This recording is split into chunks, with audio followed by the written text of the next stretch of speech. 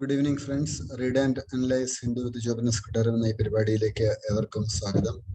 Tribal activist father Stan Swamy അദ്ദേഹം മുംബൈ ഹോസ്പിറ്റലിൽ അന്തരിച്ചു എന്ന വാർത്ത ഹിന്ദു ഇന്ന് റിപ്പോർട്ട് ചെയ്യുന്നു. 84 വയസ്സ് പ്രായമുണ്ടായിരുന്ന വൈദികനായിരുന്നു സ്റ്റാൻ സ്വാമി. അദ്ദേഹത്തെ ഭീമ കൊറിഗോൺ വയലൻസ് കേസിൽ പോലീസ് അറസ്റ്റ് ചെയ്തിരുന്നു. എന്നാൽ ആ പ്രദേശം താൻ ഒരിക്കലും സന്ദർശിച്ചിട്ടില്ല എന്നുള്ളത് ഇദ്ദേഹം പലപ്പോഴും മുൻപോട്ടേക്ക് വെച്ചിട്ടുണ്ടായിരുന്നു. ആദിവാസികളുടെയും ദളിതരുടെയും ഉന്നമനത്തിന് വേണ്ടി പ്രവർത്തിച്ചിരുന്ന ഒരു വ്യക്തിത്വമായിരുന്നു അദ്ദേഹം. അപ്പോൾ പലപ്പോഴും അദ്ദേഹത്തിന്റെ മരണത്തെ തുടർന്ന് ധാരാളം ചർച്ചകൾ പൊതുസമൂഹത്തിൽ ഉയർന്നു വരുന്നുണ്ട്. പൊളിറ്റിക്കൽ ലീഡേഴ്സും ആക്ടിവിസ്റ്റുകളും മരണത്തെ സംബന്ധിച്ച് അതിൻ്റെ ഒരു അക്കൗണ്ടബിലിറ്റിയെ കുറിച്ച് സംസാരിക്കുകയുണ്ടായി. ഫാദർ സ്റ്റാൻ സ്വാമി അദ്ദേഹത്തിന് പാർക്കിൻസൺസ് ഡിസീസ് ഉണ്ടായിരുന്നു. എന്നാൽ അദ്ദേഹത്തെ അറസ്റ്റ് ചെയ്തത് അൺലോഫുൾ ആക്ടിവിറ്റീസ് പ്രിവെൻഷൻ ആക്ട് പ്രകാരമായിരുന്നു റാഞ്ചിയിൽ. അദ്ദേഹം പലവട്ടം പാർക്കിൻസൺസ് ഉള്ളതുകൊണ്ട് ഒരു സ്ട്രോ ഉള്ള ഒരു കപ്പ് കൊടുക്കണമെന്ന് പറഞ്ഞിട്ട് അതുപോലും ആദ്യ കാലഘട്ടത്തിൽ കൊടുത്തില്ല. 84 വയസ്സുള്ള ഒരാൾക്ക് ഒരു കമ്പിളി കൊടുക്കണമെന്ന് പറഞ്ഞിട്ട് അതുപോലും കൊടുത്തില്ല. അപ്പോ രാഹുൽ ഗാന്ധി, കോൺഗ്രസ് പ്രസിഡന്റ് രാഹുൽ ഗാന്ധി ഒക്കെ തന്നെ പറഞ്ഞ ഒരു കാര്യം, അതുപോലെ കോൺഗ്രസ് എം പി ജയറാം രമേശ് പറഞ്ഞ ഒരു കാര്യം, ആരാണ് ഈ മരണത്തിന് ഉത്തരവാദി എന്നുള്ള ഒരു ചോദ്യം ചോദിക്കുന്നു. അപ്പോൾ തീർച്ചയായിട്ടും അതൊരു Indian state that killed Father Stan Swami, who was such a passionate crusader for social justice. സാമൂഹിക നീതിക്ക് വേണ്ടി നിലകൊണ്ട ഒരാളുടെ മരണമല്ലേ എന്നുള്ള ഒരു ചോദ്യം കോൺഗ്രസ് എം പി ജയറാം രമേശ് സൂചിപ്പിക്കുകയുണ്ടായി. Jesuit പീസ്റ്റാണ്.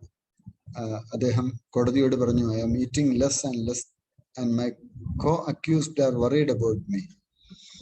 I would prefer to suffer and die like in this Taloja jail than be admitted to JJ hospital. Only one thing that I would request the judiciary is to consider interim bail. That is my only request. അദ്ദേഹം ഇടക്കാല ജാമ്യം ജുഡീഷ്യറിയോട് ആവശ്യപ്പെട്ടിരുന്നു, എന്നാൽ അദ്ദേഹത്തിന് ഇത് ലഭിച്ചിരുന്നില്ല. അപ്പോൾ ഈ ഒരു സാഹചര്യത്തിൽ പലപ്പോഴും ഈ ഡ്രാക്കോണിയൻ ലോസിനെ കുറിച്ചുള്ള ഒരു ചർച്ച കൂടി നടക്കേണ്ടതാണ്. Sonia Gandhi meet Amarinder Singh today. പഞ്ചാബ് കോൺഗ്രസിൽ ചില ഇഷ്യൂസ് ഉണ്ട്. നവജോത് സിംഗ് സിദ്ധു അദ്ദേഹം ചില കാര്യങ്ങൾ പറഞ്ഞിട്ടുണ്ട്. അദ്ദേഹം ഒട്ടും തന്നെ തയ്യാറല്ല ഇപ്പോഴത്തെ മുഖ്യമന്ത്രിയുമായിട്ട് യോജിച്ചു പോകുന്നു. അതൊക്കെയാണ് ഒരു വിഷയം. IT ആക്ടിലെ section 66A of IT act is still used. Supreme court Monday പറഞ്ഞ ഒരു കാര്യം, it is distressing and shocking and terrible that 2 people were still booked and tried under section 66A of IT Act. Even 6 years after it struck down the provision as unconstitutional and violation of free speech. 6 വർഷം മുമ്പ് supreme കോടതി റദ്ദ് ചെയ്ത ഒരു നിയമമാണ്, ഒരു ആക്ടാണ്.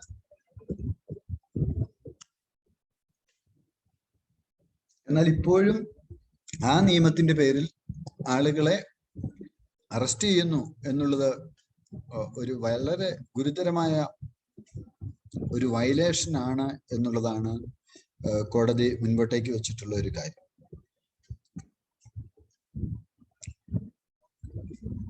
Local പേജുകൾ ഒഴിവാക്കുകയാണ്, ചില മാർക്കറ്റുകൾ ക്ലോസ് ചെയ്യുന്ന ഈ വാർത്തകളൊക്കെയാണ്.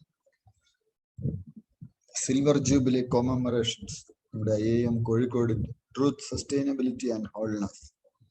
AM കോഴിക്കോടിനെ ഫ്യൂച്ചറിനെ കുറിച്ചുള്ള ഒരു വാർത്ത. കേരളത്തിന് അഭിമാനമാണ് ഇത്തരത്തിലുള്ള ഒരു ഇൻസ്റ്റിറ്റ്യൂട്ട് നമ്മുടെ നാട്ടിലുണ്ട് എന്നുള്ളത്.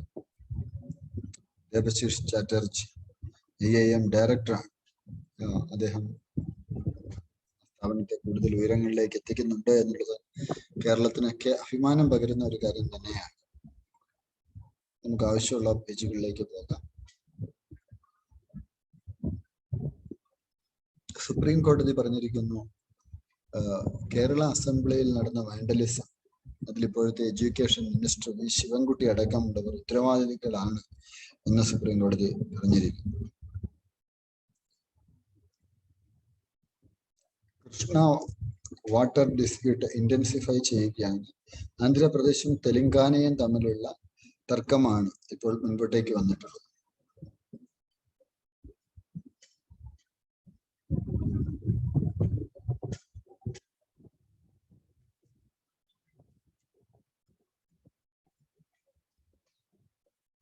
എഡിറ്റോറിയലിലേക്ക് പോകുന്നു. ഹെവി വെയിറ്റ് എന്നുള്ളത് Punjab chief minister Amarinder Singh is facing a crisis born out of his very success. Crisis Congress പാർട്ടിയിലുണ്ട് പഞ്ചാബിൽ. Smouldering beneath the surface for long time before the current eruption until a few months ago.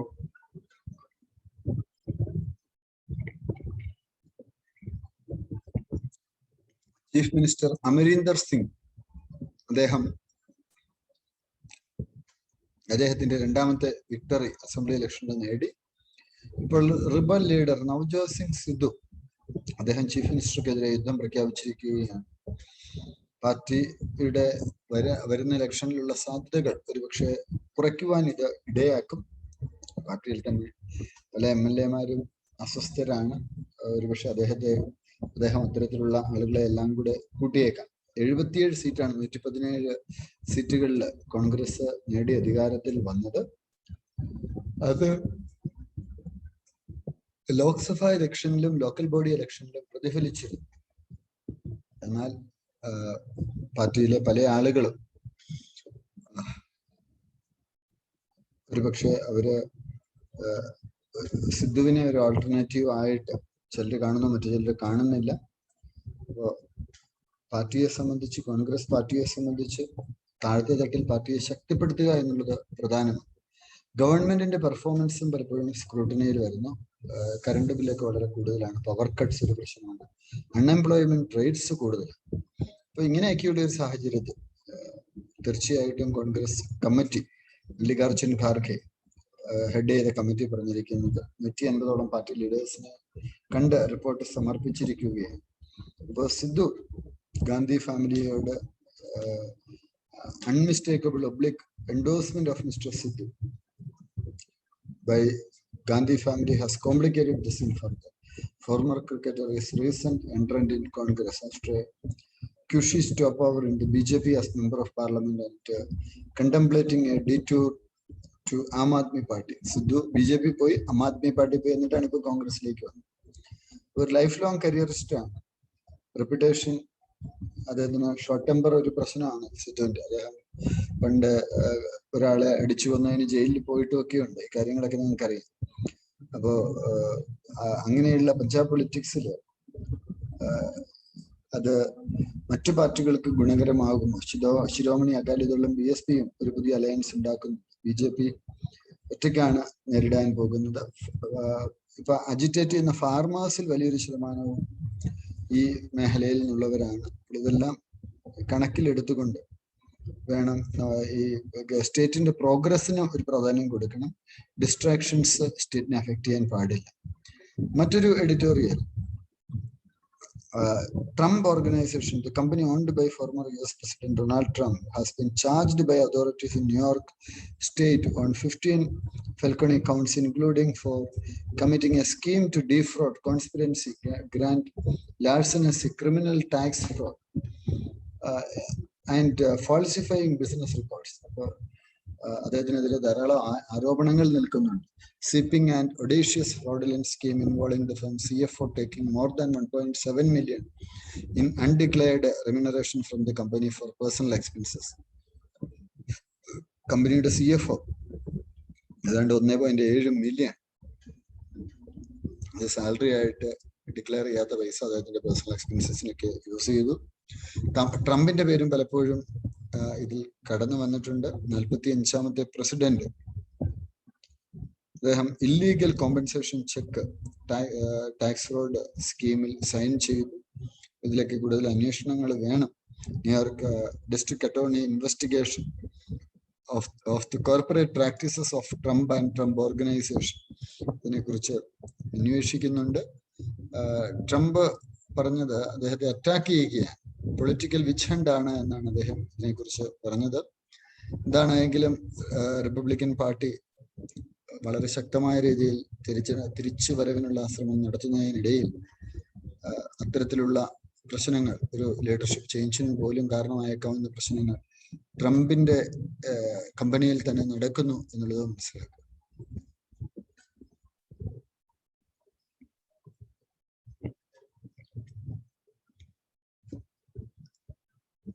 Crafting a unique partnership with Africa. India-Africa corporation in agriculture, അതുമായി ബന്ധപ്പെട്ട ലേഖനമാണ്. നമ്മളിത് ഇത്തരം കാര്യങ്ങളൊക്കെ തന്നെ ചർച്ച ചെയ്യുന്നുണ്ട്. Congress, just 114 days after taking charge as Chief Minister of Uttarakhand, Tiraj Singh Rawat resigned on July 2. അങ്ങനെ പറയുമ്പോൾ മുൻപ് ചെറിയ പീരീഡിൽ മാത്രം മുഖ്യമന്ത്രിയായിട്ടിരുന്ന ആളുകളെ കുറിച്ചുള്ള ഒരു അനാലിസിസ് കൂടി ഇന്ന് ഹിന്ദു കൊടുത്തിട്ടുണ്ട്. അതിൽ കേരളത്തിൽ നിന്നുള്ള കെ കരുണാകരനും വരുന്നുണ്ട്. മഹാരാഷ്ട്ര അസംബ്ലിയിൽ നിന്നും 12 MLA-മാരെ ഒരു വർഷത്തേക്ക് സസ്പെൻഡ് ചെയ്തിരിക്കുന്നു.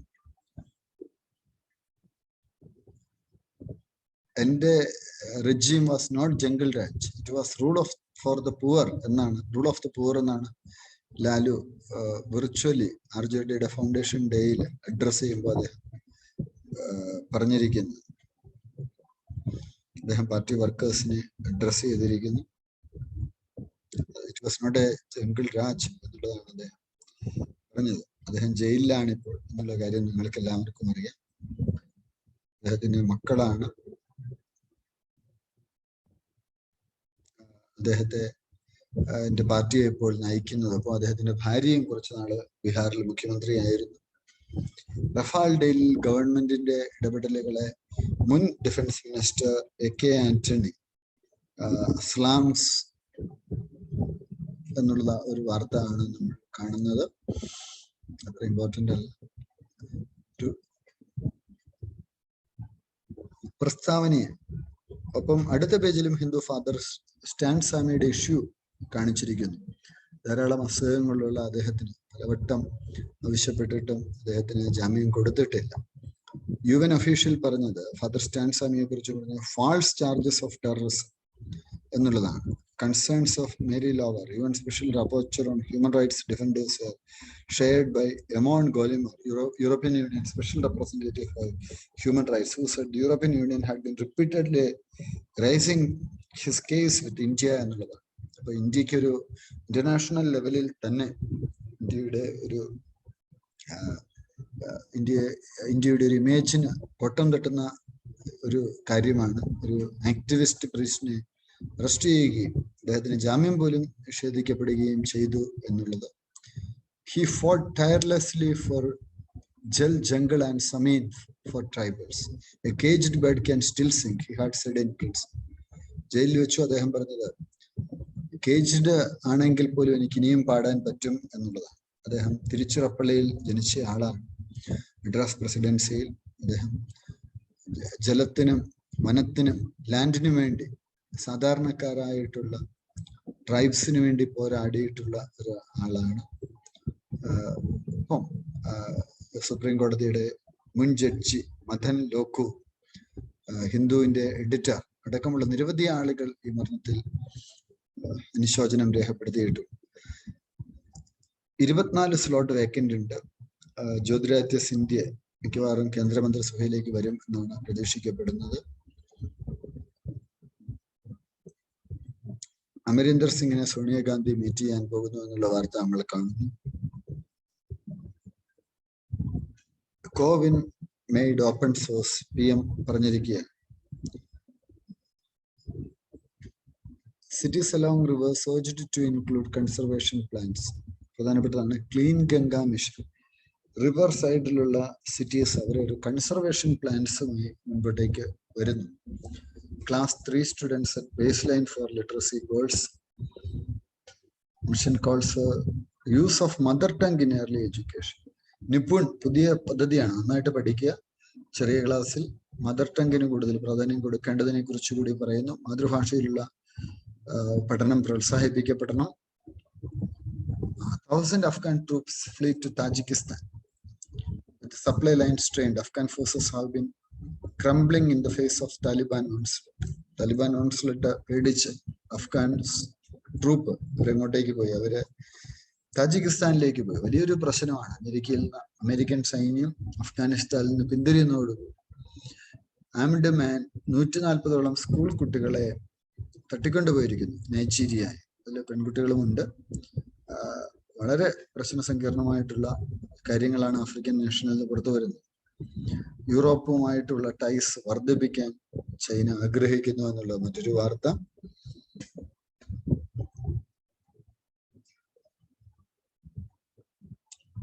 വൈറസിനൊപ്പം ജീവിക്കാൻ പഠിക്കൂ, ജോൺസൺ ടെൽസ് ബ്രിട്ടൻസിനോട് ജോൺസൺ പറഞ്ഞിരിക്കുകയാണ്. അപ്പോൾ ഇപ്പോഴത്തെ പ്രധാനമന്ത്രി പറഞ്ഞു വൈറസിനൊപ്പം ജീവിക്കൂ എന്നാണ് പറഞ്ഞിരിക്കുന്നത്.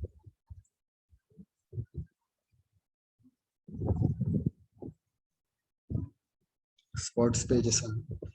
നമ്മുടെ ടീം, അബ്സല്യൂട്ടിന്റെ ടീം ചെയ്യുന്ന അനാലിസിസിലേക്ക് കൂടി നമ്മൾ കിടക്കുന്നു. ഇന്നത്തെ അനാലിസിസ് GS 1 to 4 എവിടെ നിന്നൊക്കെയാണ് ചോദ്യങ്ങൾ വരുന്നത്, ഇത്തരം കാര്യങ്ങൾ നമ്മളിപ്പോൾ കണ്ടുകൊണ്ടിരിക്കുകയാണ്. അത് നമ്മളൊന്ന് അനാലിസിസിന് വിധേയമാക്കുന്നു. ഹിന്ദു 6/7/2021 പത്രം ഫോൾഡറാണ് ഓപ്പൺ ചെയ്യുന്നത്.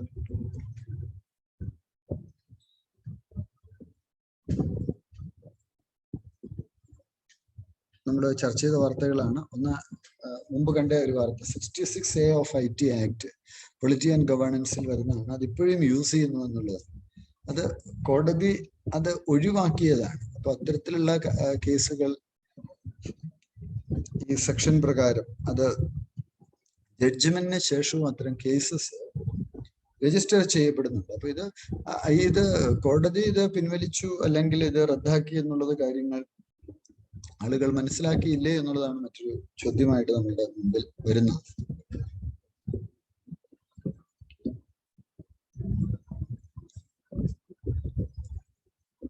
അതൊരു പ്രശ്നമാണ്.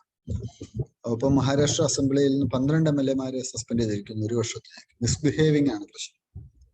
സമാനമായ ദിവസത്തിൽ തന്നെയാണ് മുൻപ് കേരളത്തിലെ MLA-മാര് മിസ്ബിഹേവ് ചെയ്തു. അതിനെതിരെയുള്ള ഒരു വിധി സുപ്രീം കോടതിയിൽ വന്നിരിക്കുന്നത്. അവർ ശിക്ഷ അനുഭവിക്കാൻ ബാധ്യസ്ഥരാണ് എന്നുള്ളൊരു വിധി കോടതിയുടേതായിട്ട് വന്നിട്ടുണ്ട്. സിമിലർ ഡേയിൽ തന്നെയുള്ളതാണ്. രാജ്യസഭാ ചെയർമാന്റെ പവർ നമ്മളിവിടെ കൊടുത്തിട്ടുണ്ട്. ആ മെമ്പേഴ്സിനെ കണ്ടക്ട് അത് ഏത് രീതിയിലാണ് അവർ പെരുമാറുന്നത്, അതുപോലെ ഒരു മെമ്പറെ ഡിസ്റിഗാർഡ് ചെയ്യാനുള്ള അതോറിറ്റി ചെയർമാൻ ഉണ്ട് എന്നുള്ളതൊക്കെ നമ്മൾ മനസ്സിലാക്കുക.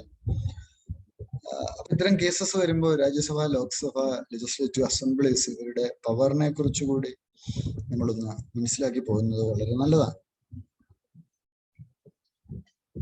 ആത്മനിർഭർ റിഫോംസിന്റെ ഭാഗമായിട്ട് ധാരാളം ഇന്റർനാഷണൽ ഇൻവെസ്റ്റ്മെന്റ്സ് വരുന്നുണ്ട്. UK India Business Council stressed that some of the reforms announced under the program could have negative consequences for UK and all multinational companies എന്നാണ് പറഞ്ഞിരിക്കുന്നത്. നമുക്കറിയാം ഈ ഇമ്പോർട്ട് താരിഫ് നമ്മൾ കൂട്ടും. എന്തിനാണ് ഇമ്പോർട്ട് താരിഫ് കൂട്ടുന്നത്? ടാക്സസ് ഒക്കെ കൂട്ടും. അപ്പോൾ കൂട്ടിക്കഴിയുമ്പോൾ സ്വാഭാവികമായിട്ട് ഇവിടെയുള്ള സ്ഥാപനങ്ങൾക്ക് കൂടുതൽ മെച്ചം ലഭിക്കും, അല്ലെ? അപ്പോൾ പുറത്തു നിന്നുള്ള ഇമ്പോർട്ട് എക്സ്പെൻസീവ് ആകും. അപ്പൊ ഇവിടെയുള്ള പ്രൊഡക്ട്സ് ആളുകൾ കൂടുതൽ വാങ്ങിക്കാൻ തുടങ്ങും. അതൊരു പോളിസിയുടെ ഒരു ഭാഗമായിട്ടുള്ള ഒരു സംഗതിയാണ്. അത്തരത്തിലുള്ള സംഗതികളിലേക്ക് ഗവൺമെന്റ് എത്തുന്നു എന്നുള്ളതാണ് നമ്മൾ കാണുന്നത്. ആത്മനിർഭർ ഭാരതിന്റെ ഭാഗമായിട്ട് ധാരാളം പ്രൊഡക്ഷനും മറ്റുമൊക്കെ ഉണ്ടാവുന്നു. അപ്പൊ നമ്മുടെ സ്ട്രെങ്ത് വർദ്ധിപ്പിക്കുക, അതാണ് ഒരു പ്രധാനപ്പെട്ട ഒരു ഉദ്ദേശം. റിസർവ് ബാങ്ക് ഓഫ് ഇന്ത്യ 20,000 കോടി രൂപയുടെ ഗവൺമെന്റ് സെക്യൂരിറ്റീസ് വാങ്ങുന്നു. എക്കോണമിയിൽ നിന്ന് ഗവൺമെന്റ് സെക്യൂരിറ്റീസ് പർച്ചേസ് ചെയ്യുകയാണ്. ഗവൺമെന്റ് സെക്യൂരിറ്റി അക്വിസിഷൻ പ്രോഗ്രാമിന്റെ ഭാഗമായിട്ട് ഇത് ഓപ്പൺ മാർക്കറ്റ് പർച്ചേസ് ആണ്. മാർക്കറ്റിൽ ഫണ്ട് ഫ്ലോ കൂടാൻ ഇത് ഇടയാക്കും. അപ്പൊ RBIയുടെ ഒരു ഡിസിഷനെ കുറിച്ച് മനസ്സിലാവുക. 10 വർഷം അത് 6% താഴെയായിട്ട് ബോണ്ടിന്റെ ഈൽഡ് മാറിയിട്ടുണ്ട്. ഓപ്പൺ മാർക്കറ്റ് ഓപ്പറേഷനിൽ റിസർവ് ബാങ്ക് ചെയ്യുന്നത് മാർക്കറ്റിലെ മണി ഫ്ലോ നിയന്ത്രിക്കുകയാണ്. ഒരു പർച്ചേസും സെയിൽസ്, ചിലപ്പോൾ സെക്യൂരിറ്റീസ് പർച്ചേസ് ചെയ്യും, ചിലപ്പോൾ സെല്ല് ചെയ്യും. ഇങ്ങനെ മാർക്കറ്റില് മണി ഫ്ലോ എന്ന് മാത്രം ഉണ്ട് എന്നുള്ളത് അവർ കൺട്രോൾ ചെയ്യുക. ഉപാസി പറയുന്ന ടീ ഇമ്പോർട്ട് വറൈ ചെയ്യുന്നു എന്നുള്ളത്. So United planters association of southern India. അപ്പൊ ഇമ്പോർട്ട്സ് കൂടി കഴിയുമ്പോൾ ലോക്കൽ മാർക്കറ്റിനെ അത് അഫക്റ്റ് ചെയ്യും. അപ്പൊ കൾട്ടിവേഷൻ ആസാം, വെസ്റ്റ് ബംഗാൾ, തമിഴ്നാട്, കേരള, കർണാടക എന്നീ 5 സ്റ്റേറ്റ്സിലാണ് ടീ ഏറ്റവും കൂടുതലുള്ളത്. ഇന്ത്യ ലാർജസ്റ്റ് കൺസ്യൂമർ ആണ്, പക്ഷെ പ്രൊഡ്യൂസർ അല്ല. പ്രൊഡ്യൂസർ ചൈനയാണ്, സെക്കൻഡ് ലാർജസ്റ്റ് പ്രൊഡ്യൂസർ ആണ്. GI ടാഗുള്ള, ജിയോഗ്രഫിക്കൽ ഇൻഡിക്കേഷൻ ടാഗുള്ള ചില ടീസ് പല സ്ഥലങ്ങളിലും ഉണ്ട് എന്നുള്ളതും മനസ്സിലാക്കാം.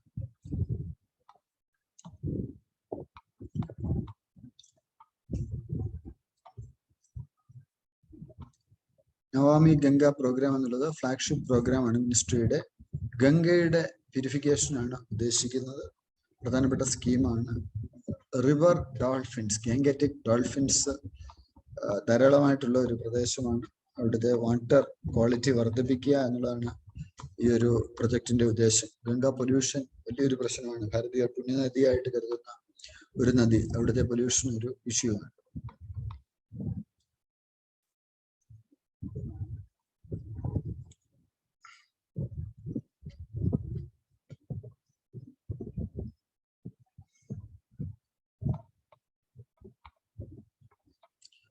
ഫോറിൻ ഡയറക്റ്റ് ഇൻവെസ്റ്റ്മെന്റ്സ് പല മേഖലകളിലും കൂടുതലായിട്ട് വരുന്നു.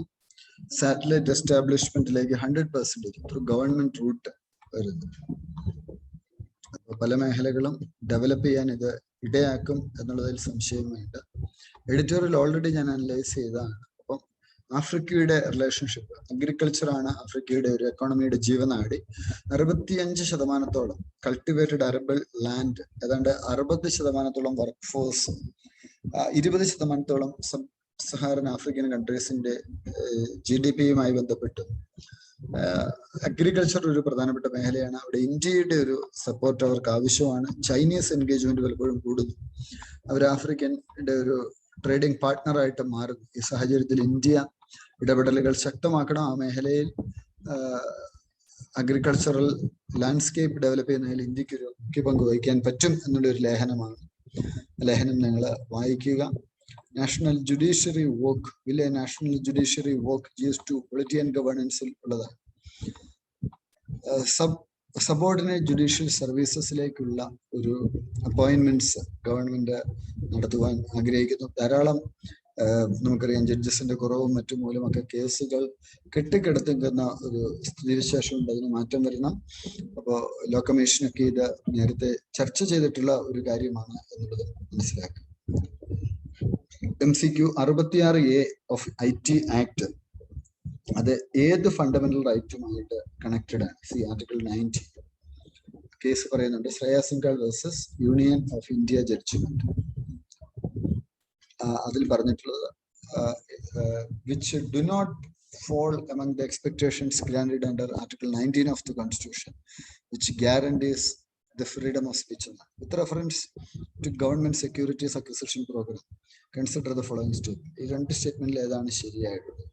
2 സ്റ്റേറ്റ്മെന്റും ശരിയാണ്. RBI decision to step up purchase of government securities under government securities acquisition program led to the yield on the benchmark 10-year bond falling below 6%. It is part of RBI's open market operations. Namami Ganga programme, അത് ഏത് മിനിസ്ട്രിയുടെ കീഴിലാണ്? None of the above. ഇത് flagship programme ആണ്, union ഗവൺമെന്റിൻ്റെതാണ്. So national river Ganga mission, അത് department of water resources, river development and Ganga rejuvenation, ministry of ജൽശക്തിയുടെ കീഴിൽ ഇവിടെ കൊടുത്തിട്ടുള്ള മിനിസ്ട്രീസ്. നമ്മുടെ മെയിൻ ടെസ്റ്റ് സീരീസ് ഉടൻ തന്നെ ആരംഭിക്കുന്നു. പ്രിലിം ടെസ്റ്റ് സീരീസും നാളെ കഴിഞ്ഞ മുതൽ ആരംഭിക്കുകയാണ്. അബ്സല്യൂട്ടിന്റെ ഫോൺ നമ്പറിൽ വിളിച്ച് നിങ്ങൾക്ക് അതിൽ ചേരാവുന്നതാണ്.